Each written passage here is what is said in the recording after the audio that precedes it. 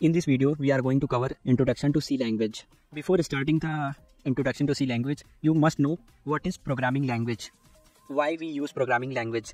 A programming language is like a spoken language we use in daily life to communicate with people. Means just as we use English Hindi to express our thoughts and ideas to other, in the same way, programmer use programming language to communicate with others. So हमें जैसे बात करने के लिए एक medium चाहिए, कोई भाषा चाहिए, उसी तरह से हमें कंप्यूटर से बात करने के लिए कोई लैंग्वेज चाहिए होती है, उसे हम प्रोग्रामिंग लैंग्वेज कहते हैं. Earlier, computer only understood binary code. Binary code means which is just a series of 0 or 1. Means if you pass the 0 to the computer, it understands yes, or if you pass the 1, it understands no. This is called machine language. But it is difficult for us to communicate with computer in 0 or 1. It is like to trying to have a conversation using only yes or no answer, which would be very difficult or inefficient. ये हमारे लिए बहुत difficult होगा कि हम उससे 0 और 1 में बात कर सकें. तो प्रोग्रामिंग लैंग्वेज आया. Next is to make the thing easier, programming language were created as a way for human to write instruction in a more understandable form. This language convert human readable command into the 0 and 1s that computer understand. जैसे कि मैंने आपको बताया कि programming language चीज़ों को आसान करने के लिए आई और वो हमारे नॉर्मल कोड को मशीन कोड में कन्वर्ट करता है. दो तरह की लैंग्वेज होती हैं, हाई लेवल और low level language. High level language like C, Java, Python are the series for human to read and write, much like how using complete sentence in everyday language make communication easier. तो हम अपने commands को normal English के word में लिख सकते हैं, उसे हम हाई लेवल लैंग्वेज कहते हैं. लो level language, this is also called compilers और इंटरप्रेटर्स. मैं आगे बताऊंगा कि कंपाइलर क्या होता है, इंटरप्रेटर क्या होता है. It is work like a translator, turning the programming code into machine code 0 and 1s that the computer can execute. Means जो आपके नॉर्मल कोड को मशीन कोड में कन्वर्ट करे उसे हम लो लेवल लैंग्वेज कहते हैं. So just as we use different languages to communicate with different people और groups, programmers choose different programming language depending upon the task and platform they are working on. हम अपने requirement के according programming languages को choose करते हैं. अभी आप जैसे बेसिक सी लैंग्वेज पढ़ रहे हैं, आगे आप पाइथन और जावा पढ़ेंगे, तो सबका अलग अलग रिक्वायरमेंट होता है. Introduction to C language. C language is a major middle-level language which includes feature of both low-level and high-level programming languages. It was developed by Dennis Ritchie in 1972 in a company called American Bell Telephone Laboratories. ये आपकी एक middle level language है जिसको Dennis Ritchie ने develop किया था 1972 में एक कंपनी में, American Bell Telephone Laboratories. What are the key features of C language? Simple and efficient. C has a simple syntax and provide powerful features like loops, condition and functions. Further, you will understand what is loop, conditionals and functions. Second one is portable. Program written in C can run on different machines with minimal or no modification. जो भी programme C में लिखे जाएंगे वो different machines पे run हो जाएंगे आसानी से, कोई ज़्यादा चेंजेस नहीं करना होगा आपको. Third one is structured language. C support the concept of structured programming which improve the readability and maintainability of the code. C एक structured language है. Low level access. C allow you to interact with hardware and memory directly, making it an ideal choice for system programming like operating system. C आपको hardware और memory के base पे भी directly code को लिखने में help करता है. Rich library support. C provide numerous built-in functions for various tasks, making development easier. Means it provide lots of built-in features. Means बने बनाए features को provide करता है जिनको यूज़ करके आप कोड को लिख सकते हैं. Structure of a C program. This is a basic hello world program. Every C program consists of functions and variables. आगे मैं बताऊंगा what is function, what is variable in the next video. The main function, आपको यहाँ पर एक ही बात याद रखनी है. The main function, main is the entry point of the program. Has include studio.h. It is a header file for input and output. Standard studio means standard input output header. Int main, this is the entry point of the program. Whenever you run a program, it start from the main point. Like whenever you enter in your house, the main gate is your entry point. In the same way, in C programming, main is the entry point for all the program execution. आइए मैं इस programme को आपको run करके दिखाता हूँ. Here a basic C program is written. In this, hello world is provided to print. It is an online GDB compiler. You can search on the Chrome online GDB compiler. After that, here you can select C programming. You can write your code here. After that, you can run it here. It will print the hello world. The place where it print hello world, it is called console. Now we can understand each term in the program with deep. Let's break down the C program. Has include studio.h. What is the purpose? This is called preprocessor directive. It tells the compiler to include the standard input-output library before the actual compilation begins. Compiler is used for running your program. The studio.h library contains function for performing input-output operations such as printf, which is used to print the text to the console. You understand how hello world printed on the console. Int main purpose. This define the main function of the program. Every C program start execution from the main function. As I told you earlier, explanation. The int before the main specifies that this function will return the integer value. You can see here we are returning 0. 0 is an integer value. In computer, we called 0, 1, 2, 3 are called integer values. In most systems, returning 0 from the main signifies that program finished successfully. The parentheses indicate that this function take no argument. Here we write int main bracket. Inside the bracket we not passed anything, so it take no argument. Third one is printf. Purpose, this function call the output the string hello world to the console, means print the hello world on the console. Explanation, the printf function is used to display the formatted output to the screen. In this case, it is simplifying the printing the text inside the double quotes. The semicolon marks the end of the statement. In the C programming, whenever you finished your one-line statement, after that you have to write semicolon. Return 0. Purpose, this statement in the main function and return the value 0 to the operating system. Returning 0 usually indicate the program ran successfully. It is a part of the program exit status, which can be used by the operating system or other program to check if the program completed successfully. Double slash, it is used for comments. Purpose, the text following double slash is a comment. Comment are ignored by the compiler. Compiler cannot read the comment lines. Explanation, comment are used to explain the code and make it more understandable. Means, suppose आपने कोई programme right किया, उसमें आपने क्या किया है तो आप कमेंट करके बता सकते हैं कि ये चीज़ें ये काम कर रही हैं, तो कभी भी आपका कोई कोड पढ़ रहा होगा तो वो आसानी से चीज़ों को समझ पाएगा. Importance of C language. There are different importances of C language. Like first one is foundation for other language. C serve as a basic for many modern programming language such as C++, C Sharp and Objective-C. Understanding C help in learning these languages. Means if you able to understand the C language, you are able to understand the other languages also because it is a foundation for you. Second one is system and embedded programming. C is widely used in system programming like operating system and embedded system due to its efficiency and low level access to the hardware. आप laptop चलाते हो तो उसमें जो operating system है, Windows खुलता है, software पे आप क्लिक करते हो तो वो सब मेनली सी लैंग्वेज में ही लिखा गया है due to its low level access to the hardware. Third one is education value. Learning C help in understanding fundamental programming concept and memory management which are essential for grasping more advance topics.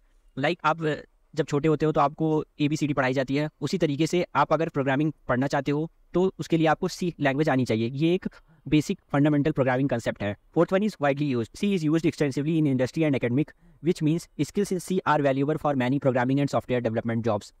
Next is element of C language. Every programming language has its own grammar, so C called also has its own grammar. Grammar means rules, which is used to write C language program. Following are some important element of C language like character set, token, operator, data types, variables. These are some elements of C language. First one is character set. The group of latter is called character set or symbol set. There are various character set in C language as well, which are as follows. Like letter, capital A to Z and small a to Z. Digit 0 to 9. A special symbol, comma, dot, colon, semicolon, slash, dollar, percentage, question mark, at the rate, hash, dollar, and these are the symbols. We can call it character set in C language. अभी हम आगे देखेंगे programming में कि कैसे हम इन चीज़ों को यूज़ करते हैं. Second one is token. The smallest unit used in a program is called token. जो प्रोग्रामिंग में स्मॉलेस्ट यूनिट होती है इसको हम टोकन कहते हैं. You see, the tokens are like keyword, operator, constant, etc. Some of which are as follows. Keyword. Some words are reserved in C language, which are called keywords. C language में कुछ words reserve किए गए हैं जिनको हम keywords कहते हैं. They have a special significance in which only lower case letter are used. उनका कुछ एक मतलब होता है और उनको हम लोअर केस लेटर में ही यूज़ कर सकते हैं. जो नंबर है उन कीवर्ड्स का 32 कीवर्ड्स सी में रिजर्व किए गए हैं. उनको उन्हीं पर्पस के लिए यूज़ किया जाता है. अदर पर्पस मतलब किसी और चीज़ के लिए हम उनको नहीं यूज़ कर सकते. Identifier. In C identifier is use to identify variable, constant and function. Variable, constant, functions को जानने के लिए जो चीज़ों का नाम का यूज़ करते हैं उसको हम आइडेंटिफायर कहते हैं. Constant. The value of constant remain constant throughout the program. Suppose आपका कुछ नाम रख दिया गया है तो वो लाइफ टाइम आपका नाम फिक्स हो जाता है, कांस्टेंट है. ये नहीं है कि आपका नाम बदल रहा है बार बार. कांस्टेंट मीन्स जिसको हमने फिक्स कर दिया वो अब चेंज नहीं होगा. There are different types of constant. Integer constant, floating constant, character constant, string constant. Integer constant क्या होता है? Simple number without decimal points like 10, 423, 2400, etc. These are integer constant. Floating constant, a number with decimal point or exponent like 13.0, 342.5. These are the floating constant. Character constant. Character आपको अभी मैंने बता दिया क्या होता है. Character constant placed between single quotes marks like single quotes B, single quote S, single quote T, etc. These are character constants.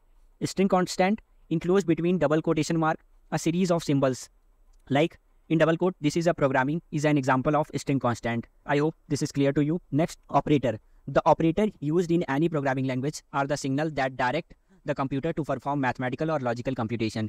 Means ये एक इंडिकेटर होता है, सिग्नल होता है जो कि कंप्यूटर को दिया जाता है कि आपको क्या मैथमेटिकल और लॉजिकल कंप्यूटेशन परफॉर्म करना है, like addition, subtraction, multiplication.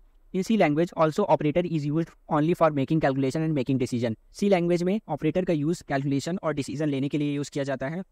These are some operator and their symbol like arithmetic operator, addition, subtraction, multiplication, division, modulus, relational operator, equal to, not equal to, greater than, less than, greater than or equal to, logical operator, and, or, not, assignment operator. Assignment operator are like, तो वैसे हम किसी variable में कोई value store कराते हैं। Variable आप एक बॉक्स समझ सकते हैं।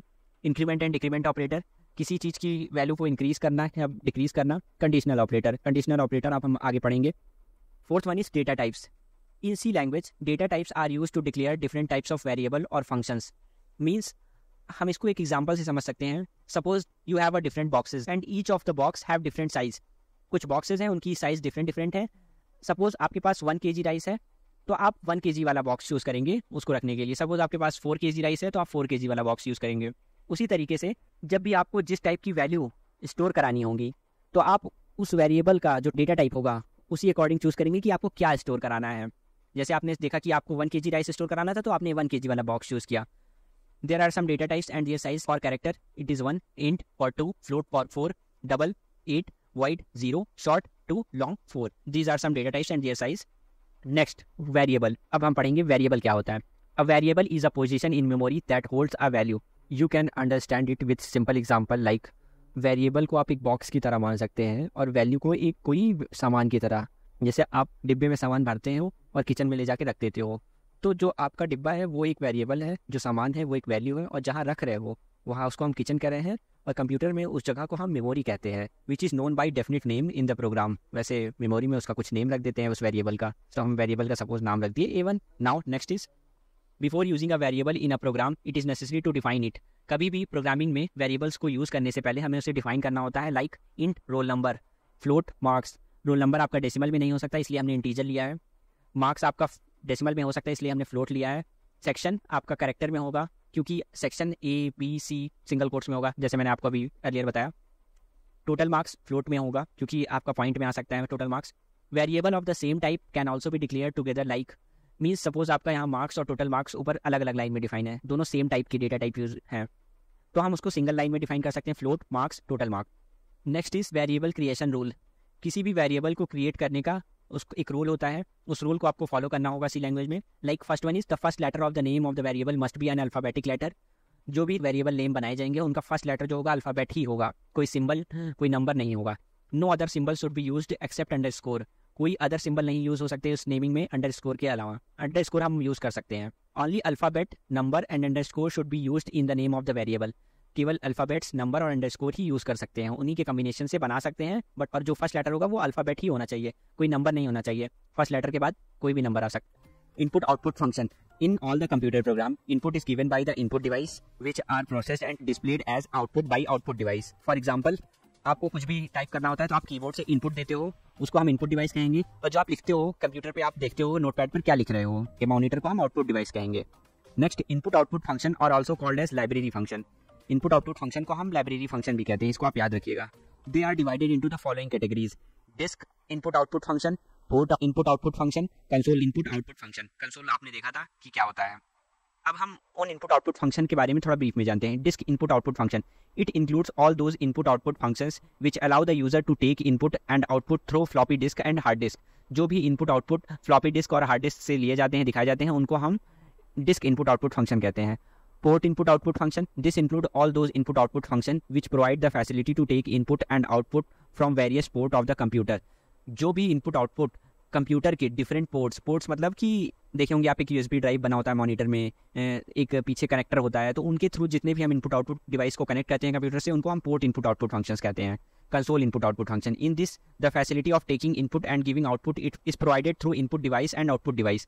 आपने जैसे अभी प्रोग्रामिंग में देखा था कंसोल, एक मैंने आपको दिखाया था प्रीवियस कुछ लेक्चर्स में, वहाँ पर उसको हम कंसोल इनपुट आउटपुट फंक्शन कहते हैं। हम जब वहाँ पर कुछ इनपुट देंगे तो हमें कुछ आउटपुट मिलेगा, उसी को हम कंसोल इनपुट आउटपुट फंक्शन कहते हैं। Next is input output statement. Input output statement are use to read and write the data in C programming. Input output statement का हम यूज़ करते हैं कुछ लिखने के लिए और पढ़ने के लिए सी प्रोग्रामिंग में। और ये कहाँ होते हैं? They are embedded in studio.h, standard input output header file, जो आप हैज़ इंक्लूड studio.h लिखते हैं प्रोग्रामिंग में फर्स्ट लाइन, मैंने अपने फर्स्ट लेक्चर में बताया था, उसी में ये इनपुट आउटपुट स्टेटमेंट होते हैं। अभी हम आगे और भी लेक्चर्स में देखेंगे कि कैसे हम इन्हें यूज़ करते हैं। Input means to provide the program with some data to be used in the program, and output means to display the data on the screen or write the data to a printer or a file. Input का मतलब हम जो लिख रहे हैं programming में, output का मतलब वो जो हमें रिस्पॉन्स दे रहा है प्रिंटर के थ्रू और फाइल के थ्रू। सपोज आपको 2 नंबर ऐड करना होता है तो आप कैलकुलेटर में वो 2 नंबर देते हैं 2 + 3, तो ये आपका एक इनपुट है। फिर वो जो रिस्पॉन्स आता है कि 2 + 3 = 5, 5 एक आउटपुट है जो हमें स्क्रीन पे डिस्प्ले होता है। तो वही यहाँ कहा गया है, input means to provide the program with some data to be used in the program, and output means to display the data on screen और write the data to a printer और फाइल, चाहे printer पे हो चाहे file पे हो। C programming language provide many built-in functions to read any given input and to display the data on the screen when there is a need to output the result. Means C programming कुछ बने बनाए method देता है data को read करने के लिए। अगर रिजल्ट को दिखाने की जरूरत पड़ती है तो वो बने बनाए फंक्शंस प्रोवाइड करता है कि हम जो रिजल्ट है उसको डिस्प्ले करा सके स्क्रीन पे। There are mainly 2 input-output function are used for this purpose. These are discussed as unformatted input-output function, formatted input-output function. हमारा main focus formatted input output function पर होगा जो हम आगे अपने प्रोग्रामिंग में यूज़ करेंगे। Unformatted input output function, there are mainly 6 unformatted input output functions discussed as follows: get char, put char, gets, puts, गेट चे, get ch। These are some unformatted input output functions. ये functions हैं, अभी आप इनका नाम जान लीजिए। In upcoming chapters we can discuss it in detail. Formatted input output function जो आपका मेनली यूज़ में आएगा। Formatted input-output functions which refers to an input or output data that has been arranged in a particular format, means ऐसे data जो particular format में arrange किए गए हैं यूज़र से इनपुट लेने के लिए और आउटपुट रिजल्ट शो कराने के लिए। They are mainly 2 formatted input output functions discussed as follows: scanf, printf। हम अब देखते हैं कि scanf क्या होता है, printf क्या होता है।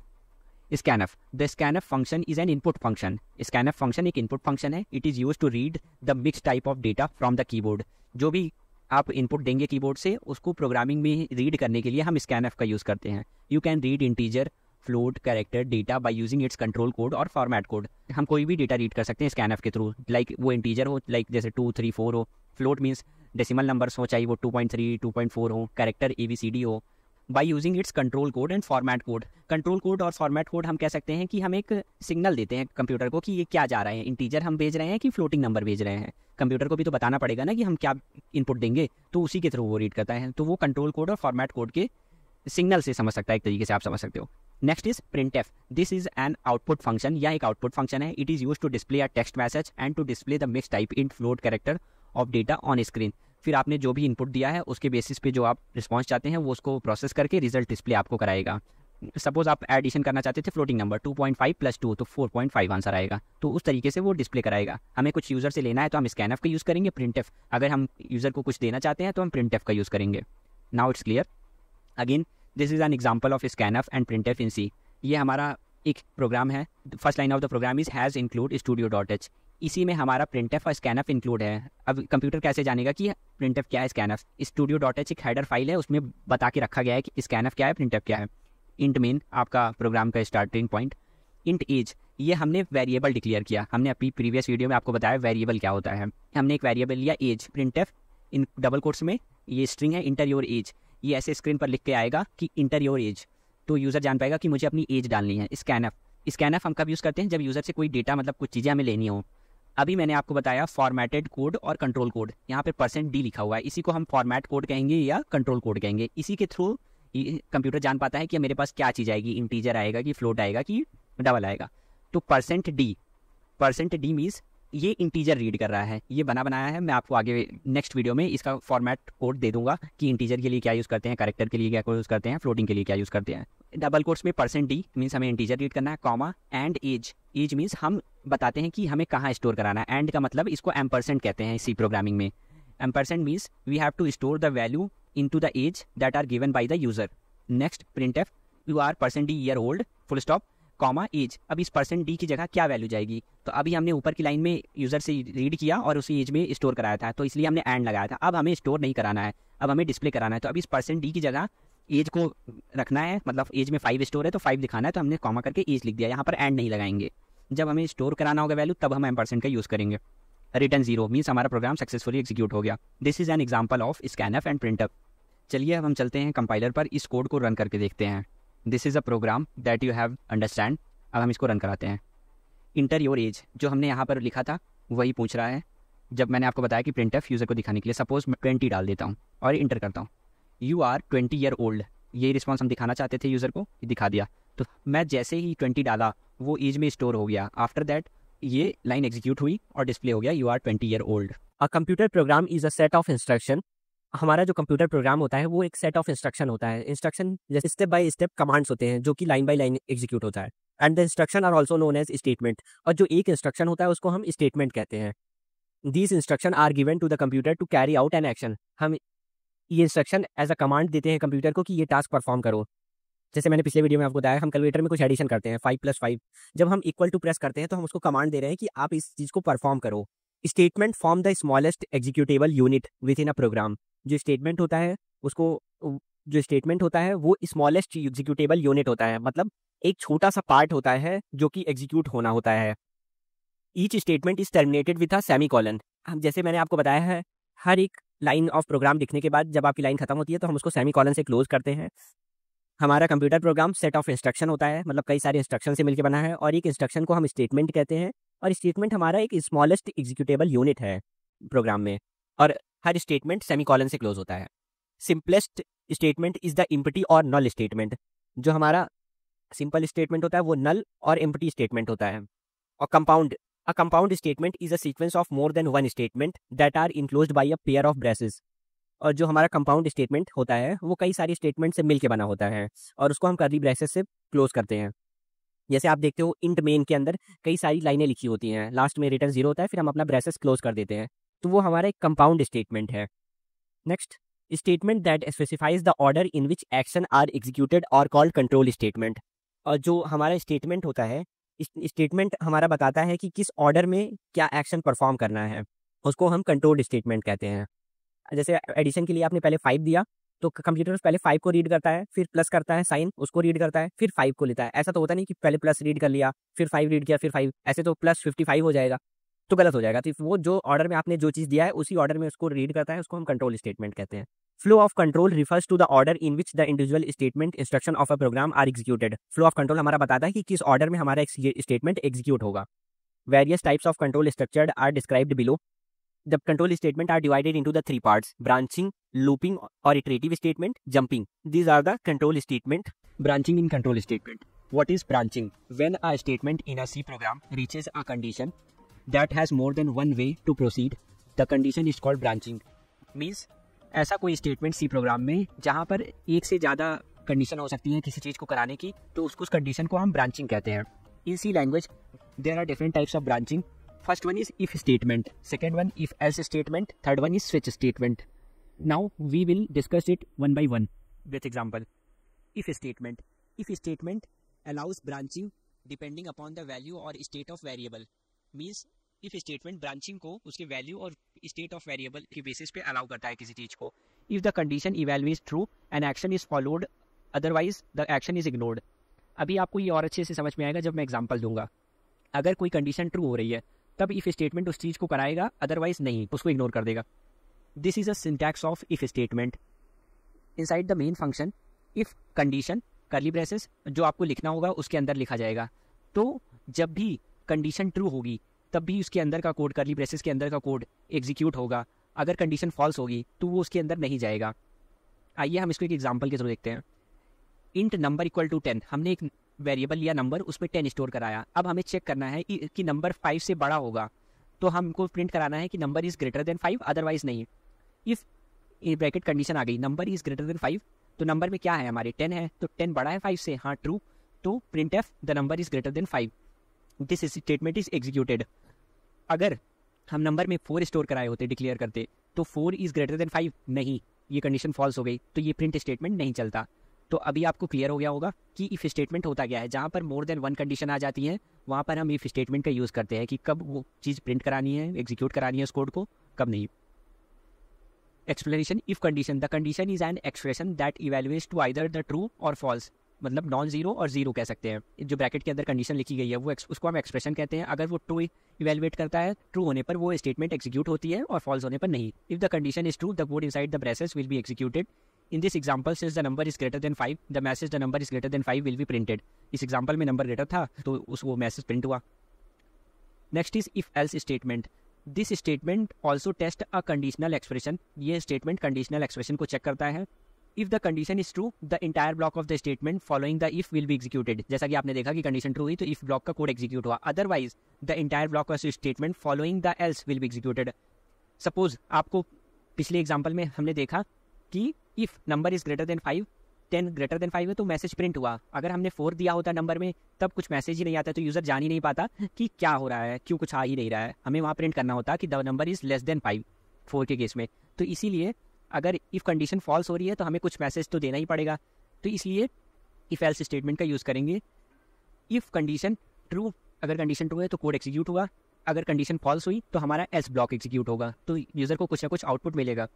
Int number equal to 3, if number is greater than 5, क्या 3 बड़ा है 5 से? नहीं, फॉल्स। प्रिंटफ स्टेटमेंट है इनसाइड द इफ कंडीशन, वो एग्जीक्यूट नहीं होगा। अब यहाँ पर एल्स स्टेटमेंट एग्जीक्यूट होगा, the number is not greater than 5।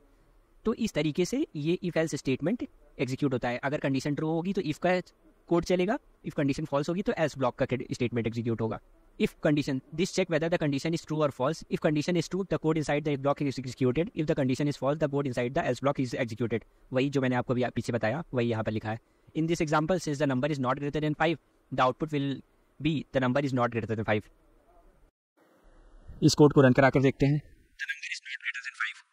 Greater than 5 नहीं था, ये कंडीशन फॉल्स हो गई तो एल्स ब्लॉक का स्टेटमेंट एग्जीक्यूट हो गया। सपोज इसको मैं 8 कर देता हूँ, तो अगेन मैं रन कराता हूँ, the number is greater than 5, 8 is greater than 5, condition true हुई तो ये ब्लॉक ऑफ कोड एग्जीक्यूट हो गया। Next is switch statement.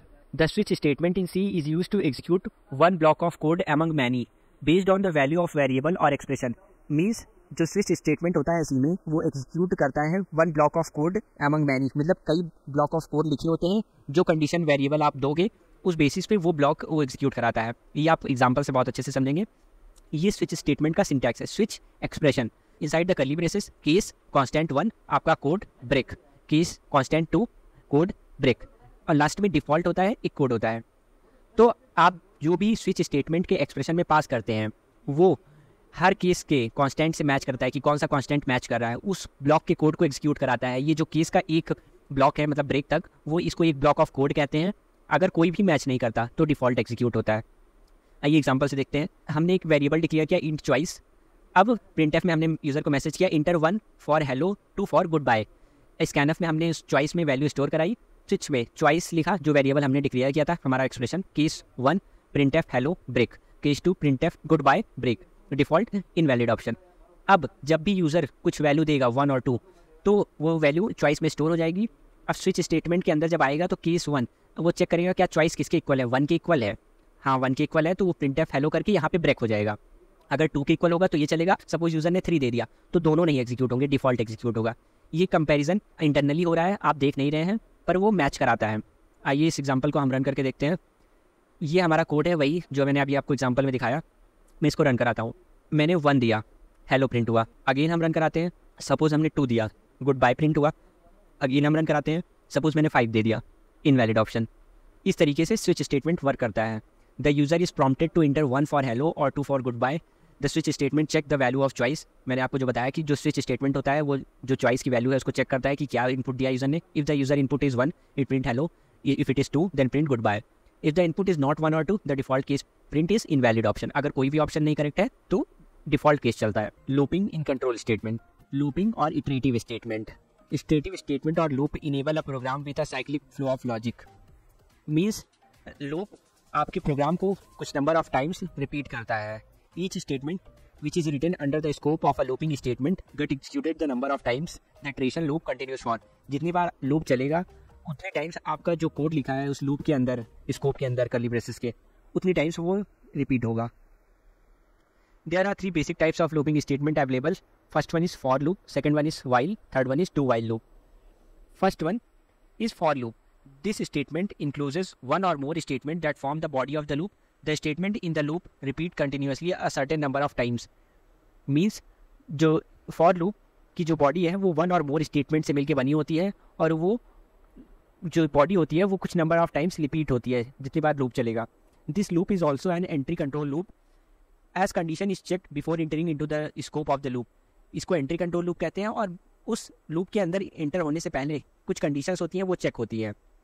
The for loop is typically used when the number of iteration is known beforehand. Means जब आपको पता होता है कि हाँ कितनी बार किसी चीज कोड को रिपीट कराना है तो हम फॉर लूप का यूज़ करते हैं। This is a basic syntax of for loop. For in bracket initialization semicolon condition, ये कंडीशन चेक होती है before entering into the loop, semicolon increment or decrement. In curly brackets आपका code to be executed, जो body होती है उसको, यही curly brackets के अंदर के पार्ट को हम बॉडी कहते हैं।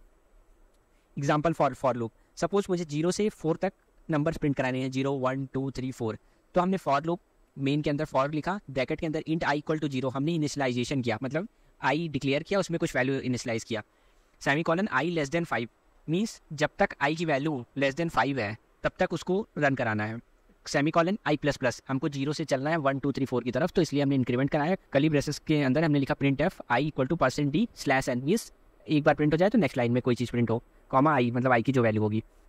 कंडीशन चेक हुआ 0 लेस देन 5 है, हाँ है, कर्ली ब्रेसेस के अंदर गया, प्रिंट किया I equal to 0, second time I की वैल्यू 1 हो गई, क्या आई 1 लेस देन 5 है, हाँ है, तो फिर अंदर गया तो आई इक्वल टू 1 प्रिंट किया, ऊपर गया फिर 2 हो गई आई की वैल्यू, क्या 2 लेस देन 5 है, हाँ है, तो प्रिंट हो गया, फिर आई की वैल्यू 3 हो गई, क्या 3 लेस देन 5 है, हाँ है, तो प्रिंट हो गया 3, फिर 4 हो गया आई की वैल्यू इंक्रीमेंट हो गई, 4 लेस देन 5 हाँ है, तो प्रिंट हो गया, अगेन अब आई की वैल्यू 5 हो गई इंक्रीमेंट हो गई, क्या 5 लेस देन 5 है, फॉल्स, ये 5 तो लेस नहीं है, 5 बराबर है 5 के, इसलिए कंडीशन फॉल्स हो गई, फॉर लूप एग्जिट हो गया और रिटर्न हो गया।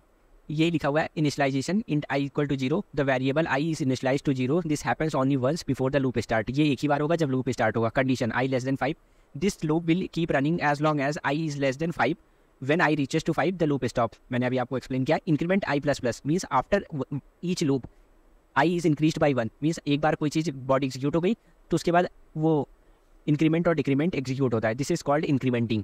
Loop body, the code inside the curly bracket printf in braces I is equal to %d, I will be print the current value of I. These are explanation. This is the output you will get when you run that code. Once I reaches 5, the condition become false, so the loop is stop. चलिए आइए इस code को run करा कर देखते हैं। यही code है, हम इसको रन कराते हैं। I is equal to 0 1 2 3 4, यही है। Next one is while loop. The while loop check its condition before executing code inside the loop body. If the condition is false, right from the start, the code inside the loop will never executed, not even once. Means while loop पहले condition को check करता है, अपने जो inside the body code लिखा होता है उसको एग्जीक्यूट कराने से पहले अगर कंडीशन फॉल्स हो जाती है तो जो कोड लिखा है बॉडी के अंदर वो कभी एग्जीक्यूट नहीं होता, एक सिंगल टाइम भी नहीं।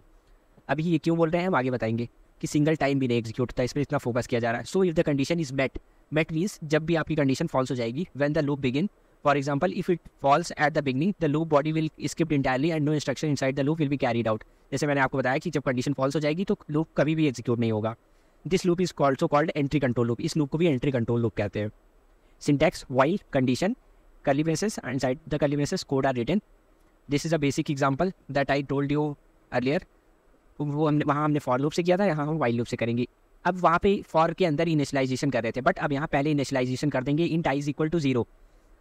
अब लिखेंगे while i less than 5, inside the bracket हमने प्रिंट किया जैसे वहाँ फॉर लूप में प्रिंट कर रहे थे, और वहाँ पे भी हम इंक्रीमेंट कर रहे थे। अब यहाँ भी इंक्रीमेंट कर रहे हैं, बट कहाँ, पूरा काम हो जाने के बाद व्हाइल के अंदर लास्ट में आई प्लस प्लस।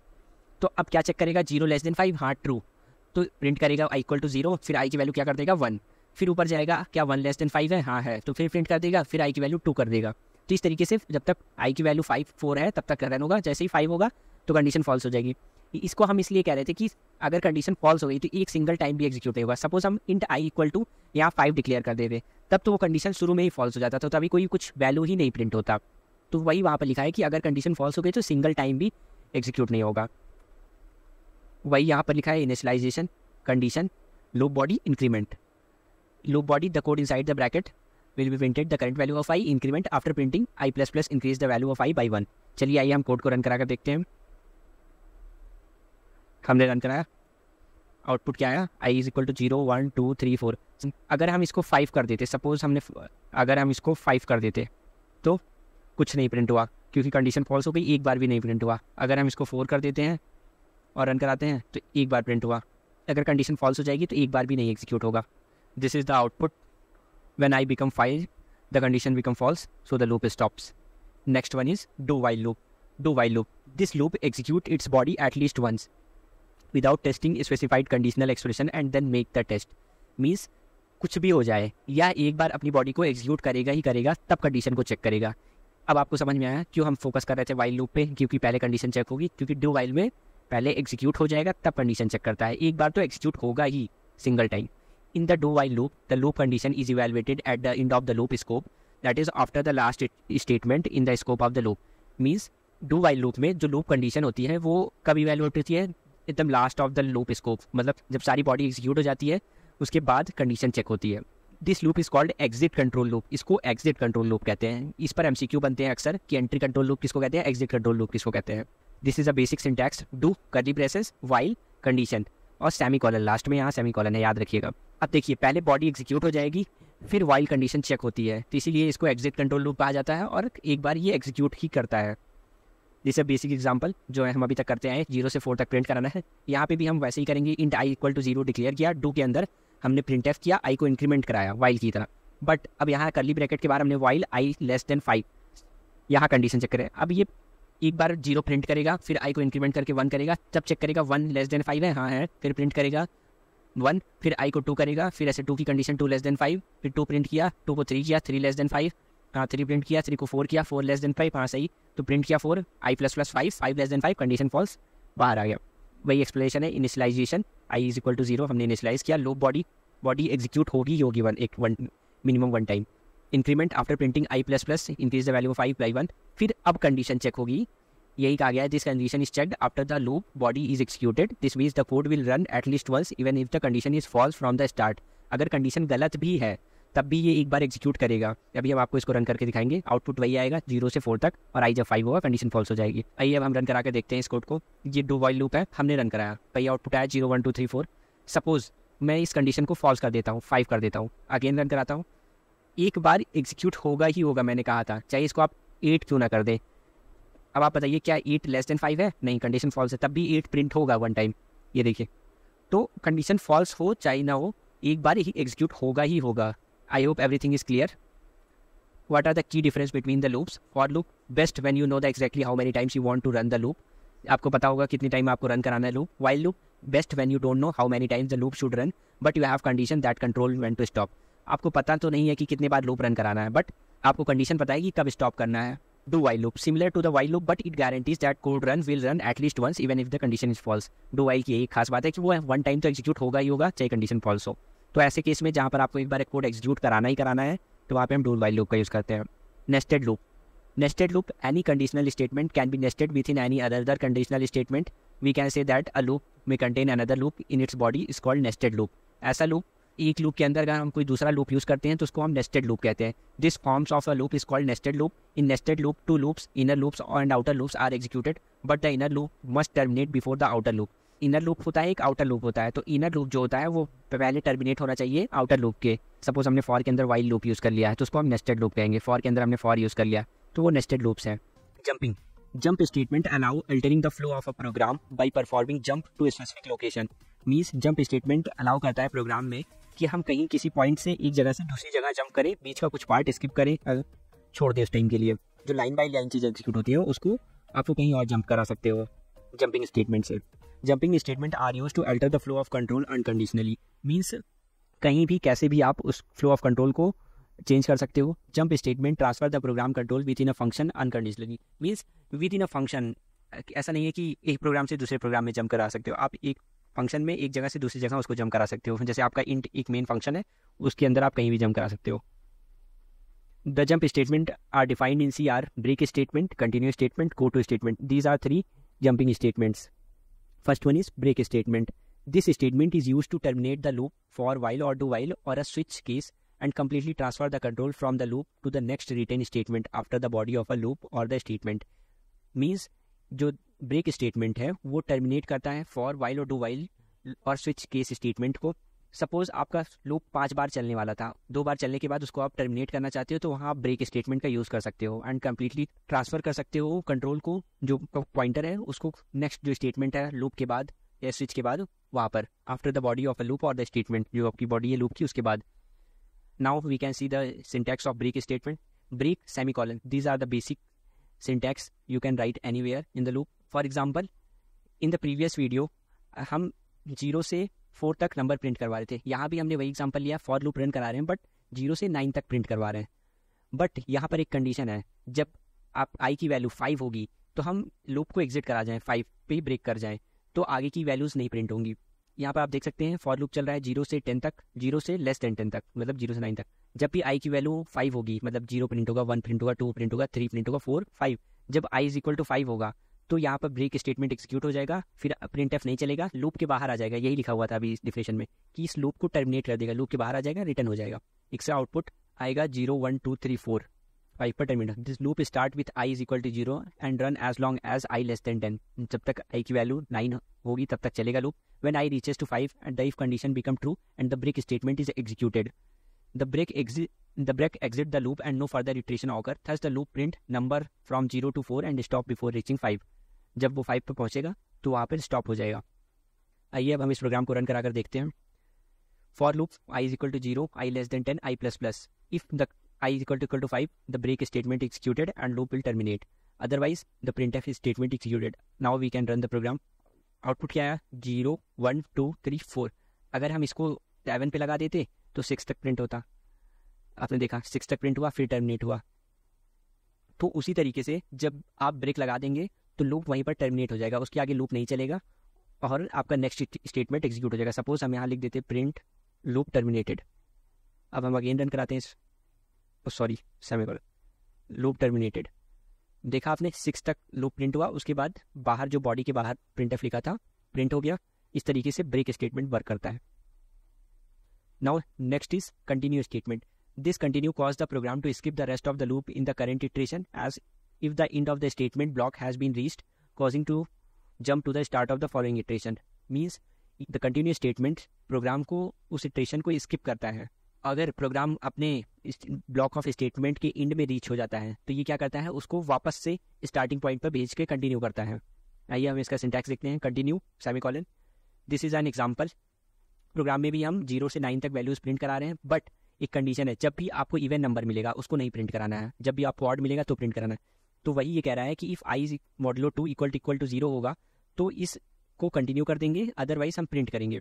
आपको पता होगा हम जब मॉडुलो करते हैं तो वो हमें रिमाइंडर रिटर्न करता है प्रोग्रामिंग में, और अगर हम सिर्फ डिवाइड स्लैश का साइन लगाएंगे तो वो डिवाइड करता है।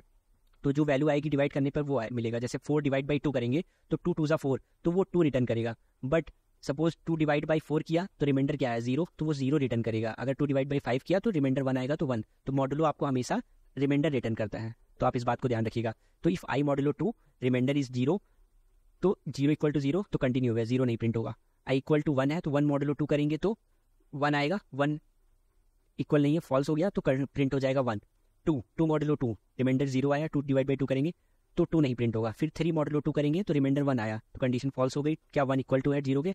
नहीं, तो कंटिन्यू हो गया। तो इफ ब्लॉक नहीं एग्जीक्यूट होगा तो प्रिंट हो गया 3। इस तरीके से 4 मॉडुलो 2, अगेन आई की वैल्यू 4 हो गई तो 4 मॉडुलो 2 किया तो रिमाइंडर 0 आया, तो इफ ब्लॉक एग्जीक्यूट हो गया तो 4 नहीं प्रिंट होगा। 5 मॉडुलो 2 रिमाइंडर 1 आएगा, तो 1 0 के इक्वल है नहीं, फॉल्स, तो 5 प्रिंट होगा। इस तरीके से ये प्रिंट होगा। The loop iterates to number from 0 to 9. If I modulo 2 equal to 0 condition check. If I is even, the continuous statement work is executed, which skip the rest of the code for that iteration and move on the next iteration. Means जब I की value even होगी तो वो क्या करता था, उस iteration में जो जहाँ पर कंटिन्यू लिखा है उसके बाद का जो भी स्टेटमेंट लिखा होगा वो एग्जीक्यूट नहीं होगा, वो उसको नेक्स्ट इटरेशन पे भेज दे रहा है।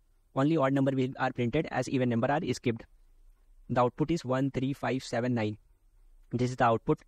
I hope this is clear. आइए चलते हैं, रन करा के देखते हैं। यही लिखा हुआ है तो आउटपुट आया 1 3 5 7 9। तो जब भी इवन नंबर होगा तो वो उसको कंटिन्यू कर देगा। कंटिन्यू मीन्स जो नीचे के रेस्ट ऑफ द कोड लिखे गए हैं वो एग्जीक्यूट नहीं होंगे, और जो पॉइंटर है, कर्सर है, वो नेक्स्ट स्टेशन पे मूव हो जाएगा। Go to statement, this statement is use to transfer the control to anywhere in the program. ये जो कंट्रोल होता है उसको कहीं भी ट्रांसफर कर सकता है। Go to statement, this is an unconditional statement and should be used when you don't have any other choice. ये एक अनकंडीशनल स्टेटमेंट है और ये तब यूज़ किया जाता है जब आपके पास कोई अदर चॉइस नहीं हो।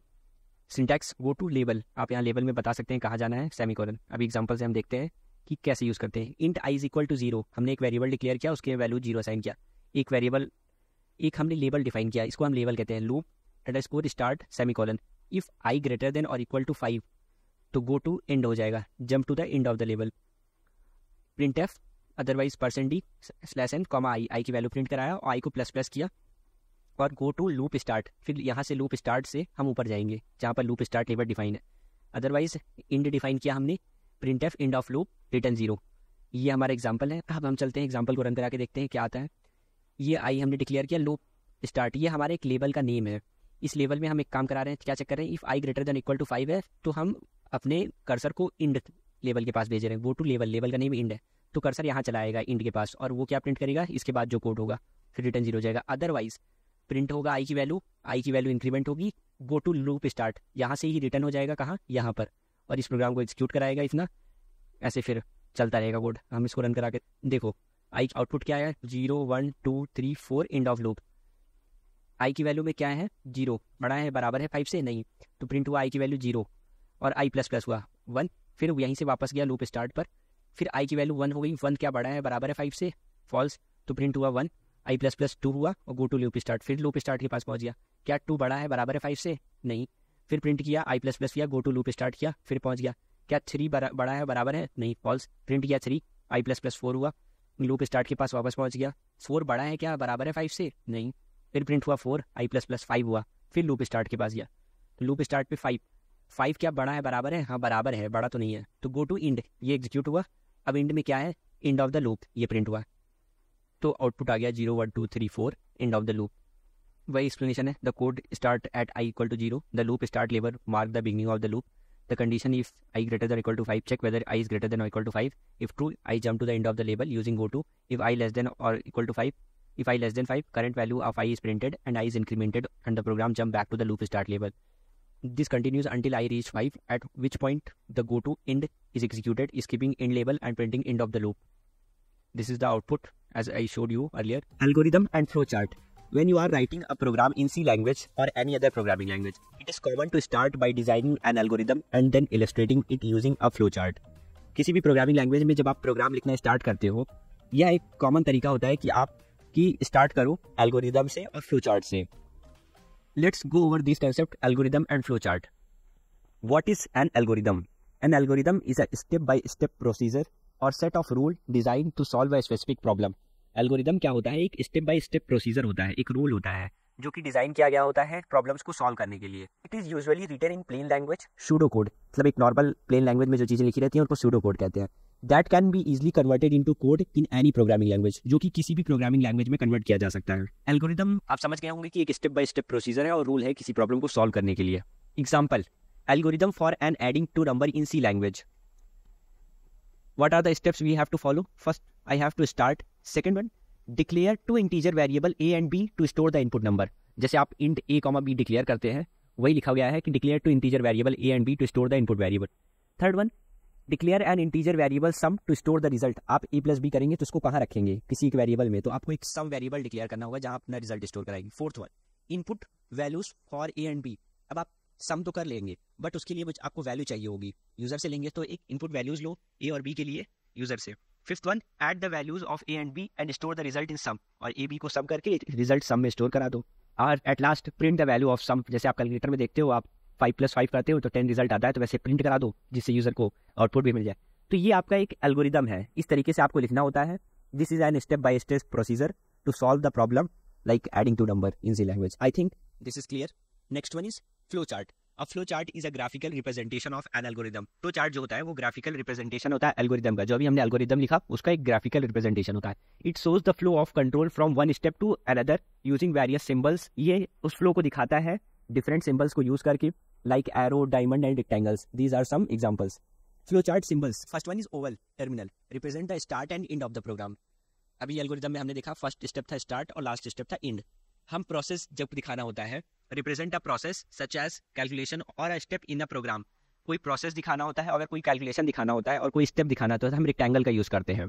पैरेललोग्राम, इनपुट आउटपुट, जो सिंबल हम जिस चीज के लिए यूज करते हैं उसको मैंने ब्रैकेट में मेंशन कर दिया है। रिप्रेजेंट इनपुट और आउटपुट ऑपरेशन, जब हमको यूजर से इनपुट लेना होता है, जब आउटपुट देना होता है तो हम पैरेललोग्राम का यूज करते हैं। Diamond, decision, represent a decision और conditional branch used for if और स्विच कंडीशन। जब आपके पास कंडीशंस आती है, इफ कंडीशंस आ गई, स्विच आ गया, तो वहां पर हम डायमंड का यूज करते हैं। One more symbol is there, arrow. Arrow हम फ्लो को दिखाने के लिए करते हैं, यहाँ पर मेंशन नहीं है, मैं जब नोट शेयर करूंगा तो उसमें मेंशन कर दूंगा। Arrow used to represent the flow. These are 5 flow chart symbols. Example, अभी हमने 2 नंबर का एडिशन का एल्गोरिदम लिखा था, ये उसका फ्लो चार्ट है। फर्स्ट वन स्टार्ट हमने ओवल से रिप्रेजेंट किया है और लास्ट वन स्टॉप और वी कैन से इंड। उसको भी हमने ओवल से रिप्रेजेंट किया। पैरेललोग्राम हमें रीड करना है, 2 वेरिएबल num1 num2 और ए और बी कह सकते हैं हम, रीड करना था तो हमने पैरेललोग्राम का यूज़ किया। अब नेक्स्ट वन, हमें सम कराना है num1 num2 का और रिजल्ट में स्टोर कराना है। हम कुछ प्रोसेस कर रहे हैं, ऑपरेशन परफॉर्म कर रहे हैं, तो हमने रेक्टेंगल का यूज़ किया। लास्ट वन, फिर हमें आउटपुट देना है यूज़र को, प्रिंट रिजल्ट, तो हमने फिर पैरेललोग्राम का यूज़ किया। And last one is stop. This is a flow chart that represent the algorithm. I think this is clear. Flow chart, here a description of flow chart for the same algorithm. Start किया हमने represented by an oval shape, input number represented by parallelogram, input output symbol, sum किया represented by rectangle, process symbol, output sum represented by a parallelogram, input output symbol, and represented by an oval shape. This is the description. C program for adding 2 numbers, हमने int a, b, sum declare किया, print किया 2 numbers, enter 2 numbers, user ने input दिया scan %d, and a, and b। अब a और b में वो values store हो जाएंगी। सम में हमने a + b करके स्टोर कराया, लास्ट में हमने प्रिंट कराया sum is equal to %d, sum, तो सम में जो वैल्यू होगी वो प्रिंट हो जाएगी। At last return 0। In this way we can solve the any problem. Starting में आपको यही प्रोसीजर फॉलो करना चाहिए। इस तरीके से आप सॉल्व करने लगेंगे। जब धीरे धीरे आपकी प्रॉब्लम सॉल्विंग स्किल बढ़ जाएगी तो आप डायरेक्ट कोड भी लिख सकते हैं। If you like the video, please hit the like and subscribe button. I hope everything is clear to all. If you have any doubt, please comment. I will help you on that. Thank you.